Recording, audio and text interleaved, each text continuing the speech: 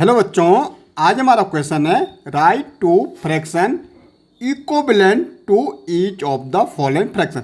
Equivalent का मतलब बराबर। बाय द वे हमारे पास जैसे 1/2 है। अब मुझे इसका इक्विवेलेंट निकालने, तो इसका इक्विवेलेंट हमारे क्या हो जाएगा 2/4। अब ये कैसे हमारा इक्विवेलेंट है, अगर हम इसको काटें दोबारा ना तो ये 1/2 ही हो जाएगा। तो ये इसका मतलब ये क्या है, दोनों बराबर है। तो हमें 3/4 के क्या निकालें, इक्विवेलेंट। इक्विवेलेंट का मतलब कि अगर हम उस नंबर को हम रिड्यूस करें, लोएस्ट फॉर्म में करें, तो सेम नंबर 3/4 हमें मिले। तो देखो 3/4 हमें इक्विवेलेंट कब निकलेगा, जब देखो ऊपर वाला हमारा न्यूमरेटर होता है, नीचे वाला डिनोमिनेटर। जैसे हमारा 3/4 है तो ऊपर वाले को हम कहते हैं न्यूमरेटर, क्या कहते हैं हम, न्यूमरेटर। और नीचे वाले को हम कहते हैं डिनोमिनेटर, डिनोमिनेटर। ये होता हमारा फ्रैक्शन। अब मुझे इसके क्या निकालने, इक्विवेलेंट फ्रैक्शन निकालने। तो न्यूमरेटर को भी 2 से मल्टीप्लाई कर दो और डिनोमिनेटर को भी 2 से। भाई 3 2 जा कितना हो जाएगा 6 और 4 2 जा 8। 3/4 का इक्विवेलेंट फ्रैक्शन 6/8 होगा। देखो अगर हमारा 3/4 है, हम कह रहे हैं 6/8 बराबर है, तो कैसे 2 की टेबल में 3 भी आता है, 6 भी आता है और 4 भी आता है। 2 3 जा 6, 2 4 जा 8, 3/4 3/4।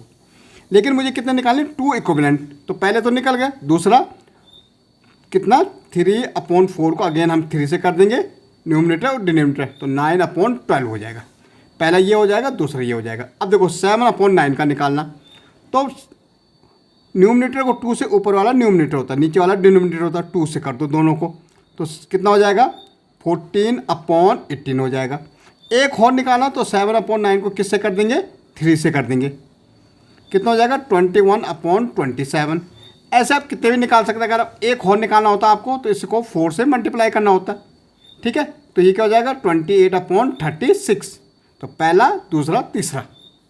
ऐसे मुझे 3/5 का निकालना, तो 2 से न्यूमरेटर को और डिनोमिनेटर 2 से, कितना हो जाएगा 6/10 हो जाएगा।